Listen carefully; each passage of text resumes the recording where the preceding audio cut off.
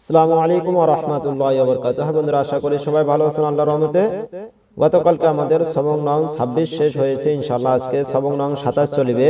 মধ্যে লাজিম কালমি মুখাফফাফ।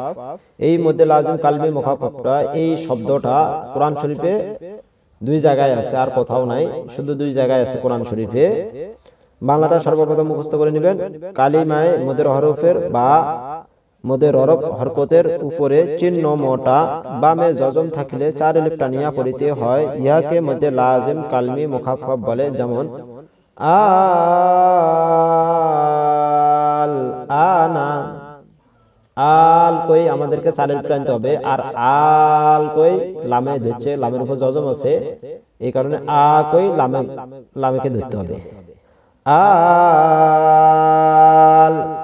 তারপরটা হচ্ছে হামজা খারা জবর আ, নুন জবর না, আ না, আ